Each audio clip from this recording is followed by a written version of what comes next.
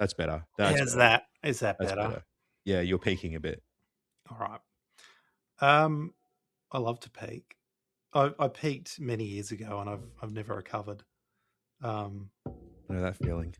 so we're talking Mish once more, and I think we have to first start by thanking our kind audience for coming in droves. We're over 1,000 subscribers on the YouTube at the moment.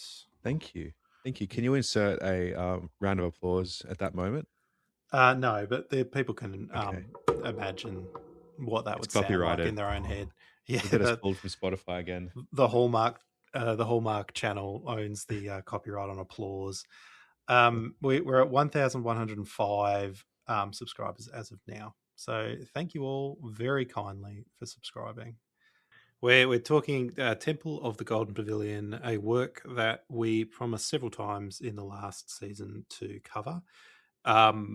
We're not going to do chapter or two chapters in one episode. We'll instead do chapter by chapter, just because there's a lot more meat in each chapter and they're a lot more complete than The Sailor Who Fell from Grace with the Sea. But we're also going to be leading with an introductory episode to give a bit of background on what Mishima was up to in 1956. Bit of Zen talk, bit of Buddhist talk, bit on the historical basis for the book, bit of a talk about the translator, and I suppose the bits that we're looking forward to covering in the book. I suppose we should probably talk about the big man himself. All right. Do you want to talk a bit about where Mishima was at this time of his life, and I can talk a bit about Japanese society in general. Sure. So this was, I suppose, off the cusp of his initial success of Confessions of a Mask, which was 1949, followed up with Thirst for Love, Forbidden Colors, The Sound of Waves.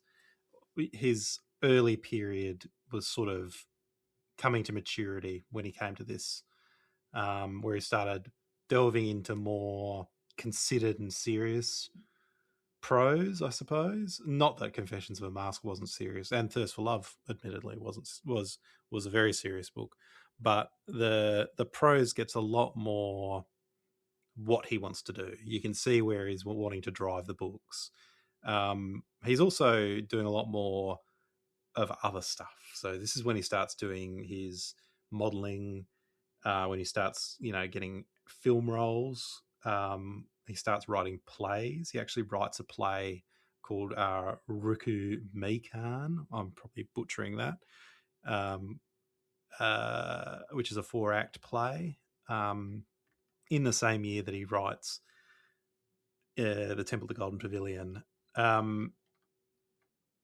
And he's doing a little bit of essays, a little bit of theatre, a little bit of film acting. Yeah, but you can see he's just generally, in general, like you see photographs of him in that period, he's comfortable. He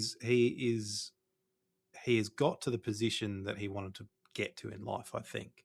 He looks a lot more confident. The nervousness and sort of the naivete he has in his early writing and photographs and self presentations completely gone. He looks He's, good. yeah, he's wearing suits, he's getting fit, all that sort of stuff is now he's picking up the the very steep cliff that ends with him jumping off it, unfortunately. Yes. um, but yeah, so anything you wanted to add on that? I think that I think the book itself shows Mm. all of this is sort of culminating to an end.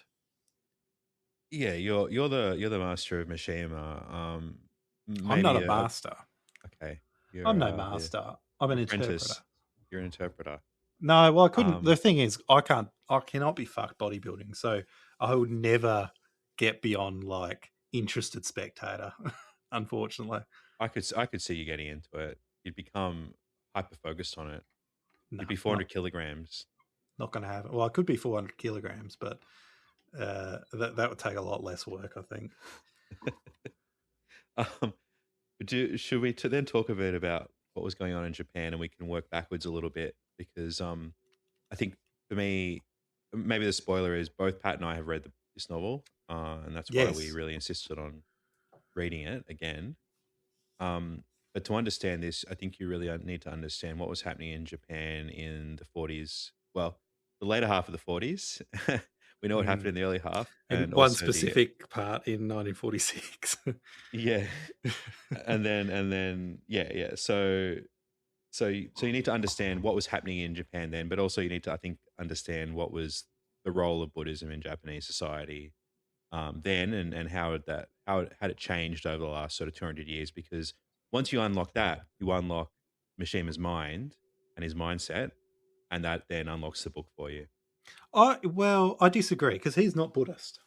He's not Buddhist, but what I would say is Zen Buddhism uh, filters through every crack in Japanese society still.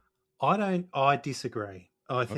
I think that uh, Buddhism is syncretic, and I feel like it takes a lot of credit for things, pre-existing structures in a society. Um, I have my views on Buddhism, which I'm going to not not elucidate it during the reading of this book because they are unpopular and um, cause anger. But I mean, my stance on Buddhism is the only good Buddhism is the Ambedkarist um, version of political Buddhism. And really, the only reason I like that is because it was done to spite Mahatma Gandhi. Um, so, you can tell where I'm coming from with this. Yeah. I'm a lot more chill about religion. Well, I So would be chill with the maybe, Buddhists if they were yeah, chill with me. You know, I'm just saying it's a two-way street yeah, here. most certainly I've not. All right. Should we just do a little bit on Buddhism? This is, I'm very talked to me sorry. about It's going to Buddhism, be a Dan. very like, uh, bit of a Wikipedia sort of explanation, and that's because neither Patrick or I are Buddhists, and we don't know that much about it. But I think why don't we start from the beginning? It's about 2,500 years old. It originated in India. It flowed through Eastern Asia. There's a couple of main branches which I'm going to butcher and just say without having any real understanding of them. One is called Theravada, or School of the Elders, and that's predominantly a South and Southeast Asian Buddhism. So India, Thailand, and the second is Mahayana, the Great Vehicle, and that's the East Asian Buddhism. Zen Buddhism is the Japanese pronunciation of the Chinese word Chan, and its divergence is it feels a bit more Protestant than like it feels almost like the Protestant divergence from Zen. Zen. Yeah, it's sort of like it does Um, away with a lot of the complex rituals and structures of Buddhism, and instead it focuses on achieving enlightenment, being in the here and well, now. I think the big differentiation. Again, I'm not a Buddhist, but that appears to be the big differentiation between Buddhist strands is practice, and intent is also obviously the goal, but the practice of the Zen Buddhists does seem a lot more Mm, abstemious and a lot less yeah, fun. yeah. Um, but like I stand by Protestantism should be fun, like Martin Luther envisioned, not like John Calvin envisioned. John Calvin was a bad man. Once again, you're going to annoy the Calvinists out there. So Buddhism, it came to Japan in the sixth. Sorry, Yeah. you did miss one as well, by the What? way. What was that? Navayana Buddhism. Okay. Do you want to explain Navayana Buddhism? It is it's the BR Ambedkarist interpretation of Buddhism. So founded in 1956. Way, how about that? But the reason, I keep calling it political Buddhism, but it was a constitutional concern with the new Republic of India. Um, Ambedkar was a delete, so untouchable, but he was also like the guy who drafted the constitution. He had a huge issue with Gandhi's Hindu nationalism and a lot of other people's Hindu nationalism. Not Nehru; he sounded like a nice bloke about it, but Gandhi was certainly quite unpleasant about it. He wrote a lot of very unpleasant letters to him. Um, so Ambedkar's uh, he sort of took a scopic view of caste, in that you can only be in a caste that you're the religion of. So if you convert to another religion, then if you're a delete, you're no longer a delete. You're of a different religion, and therefore fall into a differential caste or class system that exists within that religion. So he he says he researched all these religions. I don't think he did. Personally, I think he probably just said, "What's the one that doesn't require me to believe in a god?" And that's that also doesn't require me to dress in a turban. So Sikhism is out, but Buddhism. Let's do Buddhism instead. So he used it as a way to convert deletes to Buddhists to then escape the discrimination that the deletes were dealing with in India. So whether there's actual belief in it, there's 7.3 million people who follow it. So you would think there'd be some sort of belief. I don't think he personally believed in it. I think he was probably an atheist. But, they do pilgrimages based on it. Navayana means new vehicle, by the way. I think the that question about whether people believe in it is a good one to be asking about a lot of religion in the 20th century, and I think it's relevant to this book as well because for me, a part of this novel is i- it's about irreligiosity. It's about the loss of belief and the loss of faith, um, and with and I think if we just explore Buddhism in Japan a little bit more, we'll see that like that that faith starts to melt away as time goes on. And that's as a result of several Yeah. events, right? I think, just before you get into that, though, I think well, you and I have spoken about this. Mizoguchi, the main character of this book, is not a Buddhist. No, He's like I think the intent of the book is to show that sometimes Buddhism just doesn't cut through, yeah, yeah, no absolutely. matter how much you try. It's a vocation. It's not a religion. Anyway, we'll get more into. I Yeah, think. get into that, because that's the interesting bit, I think, about Zen in Yeah, Japan. this is what I want to talk about.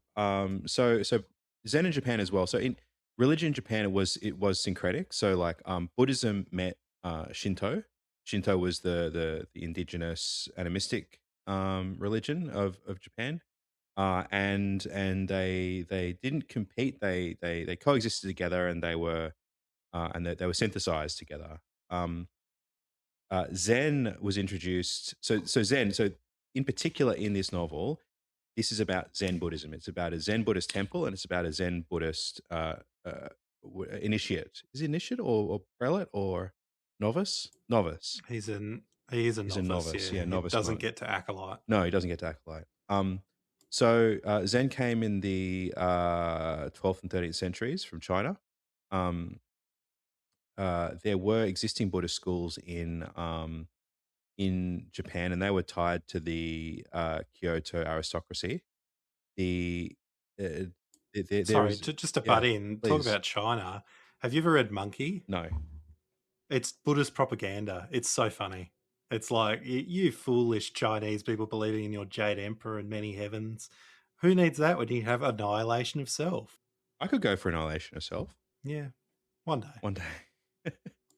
um, so one of the theories goes that there was this rising samurai class, and they needed an ideology of their own, and they embraced Zen to one as a way of distancing themselves from the old court elite, but two as a way of providing some sort of spiritual and ideological backing to I guess their cause as a class in Japanese society.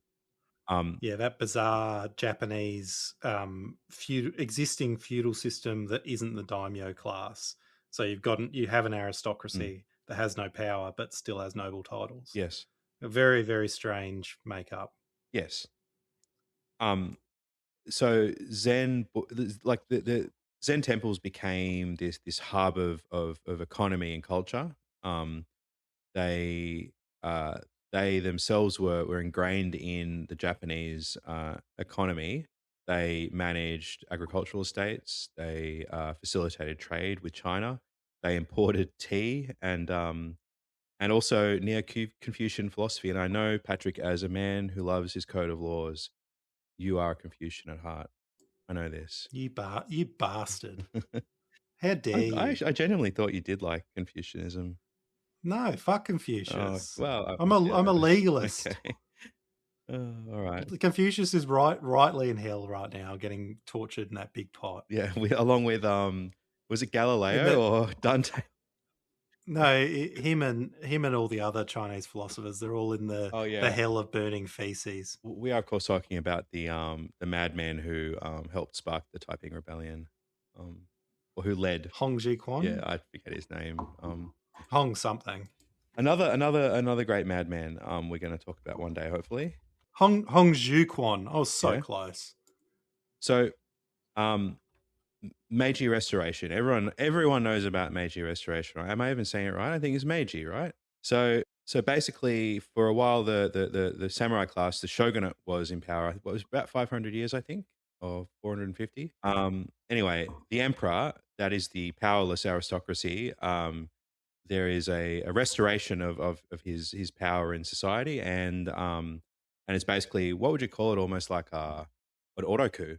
No, I think it was so the daimyo. I think you can't really picture this without picturing what the daimyo and samurai class were. They were effectively non-hereditary, uh, massive landholders. Yes. So what you'd effectively call a corporation in modern valence without the corporate structure. So they were like a private enterprise where a private feudal enterprise.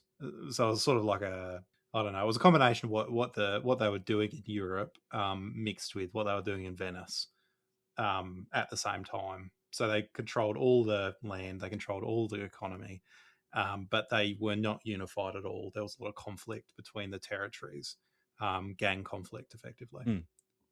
Yeah, yeah. They were big families, and I think you could see that maybe translating culturally into the Zaibatsu later, right? Like you had these large Yeah. state sanctioned conglomerates, or not conglomerates. What would you call them?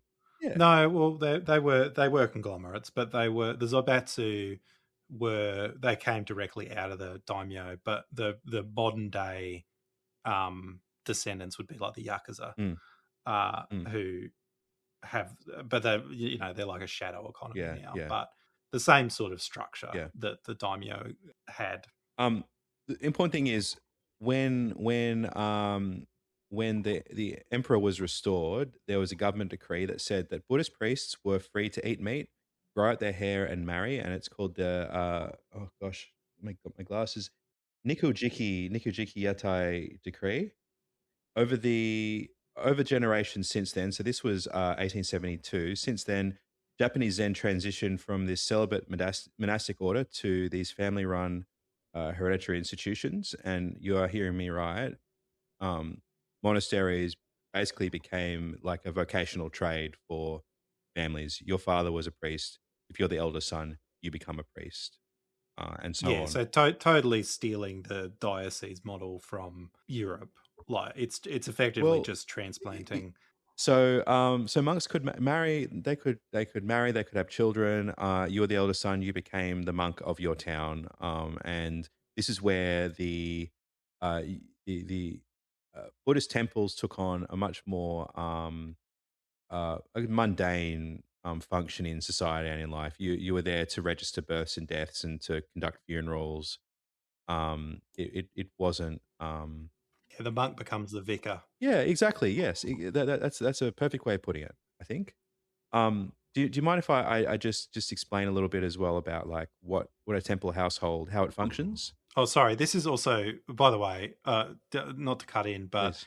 the same model that the Zen Buddhists were doing, where it was a family-run temple, is exactly what the Shinto were doing as well, Yeah, and they still do it like that. yeah. That makes sense, right? This was state directed. A lot of this, you know, is it? Yeah. This was a divergence, I guess, from how Zen was practiced in China. And by the way, if you like me are a massive fan of kung fu films, yes, Shaolin is like it's the original Zen Buddhist temple. That's You don't right. like your do you like your Hong Kong? I watched a lot of them when I was a teenager. I liked like the trashy 2000s one, like Uh, Jet Li and the One, all right. and like Romeo Must Die and stuff like that. I like the trashier '80s ones. Oh, anyway. Jean Claude Van Damme in Hard Target. Oh God. I'll admit I didn't read the book because it was an entire book, but there is a book by a Western academic called Funerary Buddhism, and it's about the role of Buddhism in modern Japanese society. Basically, it's that now families turn to Buddhist temples for funerals and ancestor veneration, and that's about it.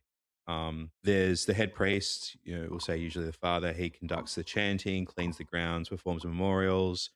He also may hold another occupation, like he could be a high school teacher. He could have civil service duties. And that's especially true if you're in a rural area where you don't have this sort of depth of labor or talent or education to perform those functions. Priest's wife also works for the temple. They manage the finances, welcome visitors, prepare tea, coordinate festivals, etc. And then there's the heir apparent, that is the oldest son who's going to step into the role of head priest. They'll typically attend a Zen affiliated university. Anyway, yeah, they're the ones being groomed up to be the next head priest. Um, Finally, can we this is very up your alley. It's just like the aesthetic and ideological framework of Zen Buddhism. It is I would say a very austere religion or set of beliefs. I love austerity, dude. Yeah. Well, I'm the number one fan of austerity. you're not a real smells and bells sort of guy though. No, I'm not. I don't like gaudy Italian style hip hop. Catholicism, but I also don't like the Hip Anglicans hop or anything like that. Catholicism. Yeah, I don't. I don't like. I don't think you should be wearing gold if you're a priest. I think you should be wearing like an ugly shirt, which is what most Yeah, Lutheran priests wear. I'm with stupid on it or something. Um, Well, that would probably be below the dignity of the pastor, but Anyway, here are a few elements of Zen Buddhism that we all probably know, but they have names, so I'll explain them. One, wabi sabi. This is finding beauty in imperfection and simplicity. The wabi refers to a rustic simplicity and detachment from wealth. There's the tea ceremony, which features in this novel in a few scenes. This is a ceremony of using of making tea, I guess. I don't really know. in a certain way. In a certain way. I do that. I do it about 15 times a day when I'm working from home. Yeah, Um, I do it. I read the George Orwell "How to Make a Cup of Tea" essay every morning, and intentionally make my tea as wrong as possible, despite that fuckhead. oh, that's the thing where people are like, oh, do you put like the milk in first? I'm like, I don't think it makes a difference. Yeah, you know what I do, George Orwell? I buy a fucking tea bag Yeah, like a normal it person. works. It works. And then there's also the dry landscape gardens. We've all seen these. They're the sand gardens with rocks in them, and they use the rake to comb them. I think they're quite beautiful, actually, personally. And then there's also literature and theatre. Haiku. Everyone knows what a haiku is. I should have prepared one for this episode, but I didn't. We'll do one now. Hey Grok, give me a haiku. I'll write one. It'll be fine. I know how to write a haiku. And then there's theatre.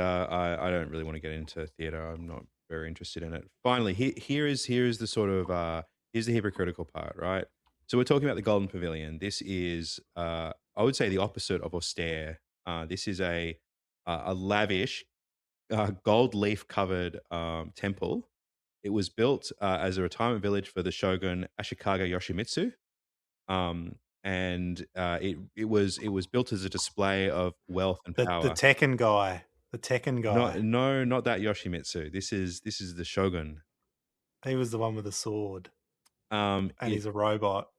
so this was not actually built as a it was not built in line with, I think, Zen practice and teaching. However, it was given to the Zen Buddhists, and they kept it looking. Oh, well, they kept it covered in gold leaf, but it was made of wonderful dry wood, which we'll find out about later in this novel. And this is sort of contrasted with there is another beautiful temple called the Silver Pavilion. This was built later by Yoshimitsu's grandson Yoshimasa, and it was actually never covered in silver. Believe it or not, I don't know why it was called the Silver Pavilion. Uh, it was just left because they were just drained financially. It was just left exposed, aging wood, and this became the birthplace of Japanese Zen aesthetics. So I think maybe we'll just want to touch on Zen Buddhism in the 20th century very quickly, which is to say that, like most religions around the world, the state managed to grab a hold of its reins and ride it for a while. And in World War II, the Zen Buddhists certainly didn't object to the war and the things that the Japanese were doing in Asia. In fact, you could argue that they were co-opted, and that at least large elements of the Zen Buddhist structure in Japan supported the the emperor and the outlook of the Japanese state at the time.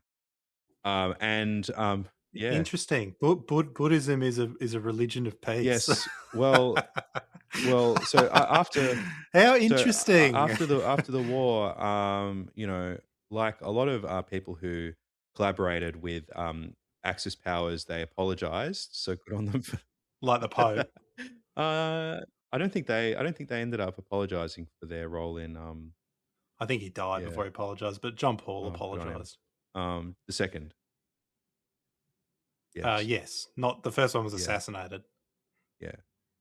So after the war, they apologized, but I think this sort of contrasts a little bit with the Zen Buddhism that a lot of people in the West know, the sort of Richard Gere, back to Tibet sort of Zen Buddhism, which I think has been, I don't know, like we'll just call it maybe a Western interpretation, similar to how the Japanese have their own interpretation of Zen Buddhism that comes through in this novel. Isn't Gear not a Zen Buddhist? Isn't he a like Dalai Lama style Oh Buddhist? well, I don't know. What I don't know, dude. Maybe yes. I don't, You know who is a I don't Zen know. Buddhist? David Bloody Lynch. You know, he's dead Yeah, as well. But you know who we should ask about what religion Richard Gere is? rock. The sorry, let me just get my notes here, like David Letterman. The gerbil. What about that, Paul? The gerbil. The gerbil, ladies and gentlemen. I've got a haiku for Okay. you, Daniel. Daniel's famed penis. Not as small as one expected. Smell as foul as fish. So that I think is my summation of where we are with Buddhism, and that's a non-Buddhist Westerner trying to explain Buddhism to presumably other non-Buddhist Westerners. Look, listen, if you're like It's a bloody bin fire, if mate. you're like an expert in Zen Buddhism and you want to correct the record, by all means. But I'm doing the best I can. Wonderful. Thank you, Daniel. My pleasure. I feel like a radio Oh, presenter with this it, new it feels good, microphone. doesn't it? Sorry, that's our 1,000 subscriber gift to you, the Yeah. audience. So you don't have to hear me through the tin can I had hooked up to the DSL line that I miraculously still have in Does sound a bit 2026. better. As long as you're not fiddling and touching things. You can't stop me. I'm going to touch things, dude. So I think the last thing, or one of the last things we wanted to speak about, was the translator of Oh yeah. this, who is one of the world's most interesting men by the sound of it, or at least he was when he died. Um, Ivan Ira Esme Morris. Yeah, back in the day when you're allowed to have women's middle names. Ismay is a Turkish Um, name. God knows he was like a Yank, uh, or he was English. I think he was English, but he was from like Yank heritage Yeah. or something. He was a very like a moneyed Mm. individual, son of a diplomat. You know, his mum was Swedish. Yes. Um, yeah, he went to all the fancy schools. He went to Harvard and so on and so forth.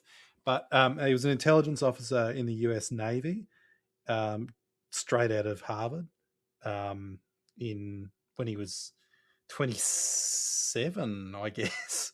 27-year-old intelligence officer for the U.S. Navy. One of the first interpreters sent into Hiroshima after the bomb that was dropped on Hiroshima, which my wife's grandfather was also one of the first ships there. Um, but yeah, I don't know whether it irradiated him or not. This guy died at age 50. I think my wife's grandfather lived a bit longer than that. He knew Mishima, personally knew him. And he translated a couple of his books. He wrote some books which he dedicated to Mishima. And he was sort of like a interpreter and fan of Japanese women and literature. He married 3 times to, I think, 3 Japanese women, although it's not clear. And then divorced all of them, which is pretty funny. Like the third divorce, you got to be like, I knew it was a mistake, when I married her, but I This is back in the just day couldn't where you admit it. like went on a date with someone twice, then you're just like, oh, I better get married to them. Yeah. So he married a ballet dancer and then a famous author called Nabucco Uneshi, um, who is, I think, still alive. She might have only just died, but she lived a fair old age.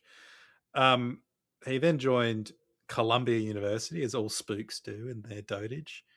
Um, went to Oxford where he became a fellow, and then he helped found Amnesty International. Like this guy is spook, like straight out of the spook mold. They then broke after he died, and they brought in the Mormon one and just used that one instead. And then he died of heart failure in Bologna, Italy. What a life. Like the best possible way to die. He had an amazing life. Look at us Yeah, suckers. absolutely. Like you can only dream, but um, yeah, I mean he got on well with Mishima, but he really only did like 3 of his books, I think, and a lot of them were like the short stories. Um, so I don't know, like I think this translation it's a lot more scholarly than Sailor Who Fell from Grace with the Sea. The book itself is effectively a satire on a real historical Mm. incident. So there was obviously the Golden Pavilion is a real place, but in 1950, a novice not named Mizuguchi, he was named Hayashi Shoken, burned down the pavilion for sort of unclear Maybe he reasons. was schizophrenic, I think Um, is the I think, well, I don't know. It doesn't sound like it. He sounds like he was a weird yeah. guy, but he just sounds like a bit of a dickhead as well. Just like our main character here. Yeah, yes, yeah, absolutely. But he was also a temple monk scion, a child Mhm. of a temple monk. But his temple actually went bust when he was a kid, so he had Oh to. yeah. They're enterprises as well. This maybe I didn't make that clear. Like Yeah, they become these financial enterprises. They're a business. then that's the other thing. Like, I know monks. I find monks intolerable, like just annoying. But like, if they depend on their food from the communities they live in, if a community like is sick of the monk, they'll just stop feeding him, and then the temple shuts down. It's like it's a very funny way of dealing with annoying people, and sort of an incentive to be a nice, generous monk. Like you see, some of them are in the book, like personable people, but this guy wasn't a personable person at all. He just sounded like a complete No, dickhead. Um, no. so yeah, he burned it down. Um, was he trying to kill himself? Was he trying to be famous? He apparently told someone my name is going to be in the newspapers, which is a scene that he's taken. Yeah. Yes. Yeah, and he also does, just like in the book, he tries to commit suicide, but he goes a little bit further Yes. and he takes sleeping pills and stabs himself in the chest, but he survives and is just sent to jail. And he dies in Yeah. jail. Have you ever seen the pictures of this guy, by the way? No, I haven't. Should I be looking this up right now? Yeah, they're very bad quality. So Is he wearing a sombrero? I don't know. Oh, they've got him in the I, burrito. They've wrapped him up like a little burrito. Isn't that cute? yeah. So, it's Mishima has done a couple of historical texts. This one was done, or satires. I don't know how. I don't think satire is the right word, but it is effectively a non-humorous satire, a satire of manners, maybe, if you call it that. Um, but he also did After the Banquet, which was written 5 years after this. That was Uh, also a based on and real events, and he got sued for that one. He got sued for After the Banquet, but he didn't get sued for this one, presumably because the guy was in jail and had no standing to sue him, and probably be interested in having a book written about him. To be yeah. honest, Oh, it's the a guy, he died in 61 or 62, I think. yeah. So Yeah. yeah, 4 years after this came out, so probably happy with being portrayed as like a stuttering, Well, he was stuttering. thoughtless imbecile. This is the thing as well. Um, He was a stutterer. he was. So, I really want to save a lot of this description for the next episode, because when we start to get into this character, it's just like it's onion. It's just layer upon layer and layer of like, just like sickness and decrepity. Well, I don't know. It's sort of like, and this is I suppose my pet theory for the book is always that it's like, what if someone had every possible opportunity to understand Buddhism, and at every time he turned a corner, someone presented him with something to support a Buddhist lifestyle or belief or practice, and at every possible opportunity he could, he ignored that and went and just was a psycho instead. Yeah. Yeah, yeah. It's a great example, and I've seen people do this of making the wrong decision every possible moment that you can, and doing it for a reason that I could only describe as out of spite, for like not even just an individual, but for a spite to the universe. Like it's Yeah, cutting your nose, the spite your face. the anti-Buddhism. So you, instead of like self-annihilation, you are becoming like a stone, immovable, um, against the universe, when you should be, just going with the flow of the Hmm. universe. Um, He could have had which a great life. He could have gone through I don't, uni I and don't think, become another. I don't think he could have had a great life No, well, as great as you can in have. 1950 in Japan when you're a penniless monk's child. I think Yeah, you're pretty fucked. yeah, but he could have had a more comfortable life than the path he was carving for himself. But anyway, Yeah, well, I mean, he could have just been a monk, yeah, he could have just um, been a monk. Yeah, like and a he could job. have It's gone just a back. job. He could have just like not been a dickhead at one point in his life, Yeah, but with this guy, as we'll see in chapter one, probably like that was something there from the very beginning, yeah. and he'll never get over that. I'm reading the 2001 vintage Random House or Penguin Random House reprint of this. And I am reading the first edition vintage classics. So this is also the Penguin Random House. one, I think but we're reading the same copy. are we? Are we? Does yours have the guy falling down No, it doesn't. on the front? Okay. Well, it's probably the first edition. We're probably reading the same one, but Patrick as well. Maybe are our pages the same? Probably not. Oh my word! What It's does like page twice 44 the start length. with? What's the first word on page 44? Are you going to trick me into saying something here, Dan? No, no. Is it going to be tiny penis? No. Felt. No. Felt. Yeah. Okay. We got the same copy. Sick. Great. Get a haiku before we finish. All right. All right. You'll have to. Can I just have like 1 minute just to think of one? Okay. I'm gonna try my best to do something off, well, not off the top, but like within 30 seconds. As we read about the Zen monk with the stutter, the world rolls on, dude. Mint it. There we go. That's an original Daniel haiku. All right. Thank you for joining me, Daniel. Thanks, Patrick. Once again. See ya. See you next week.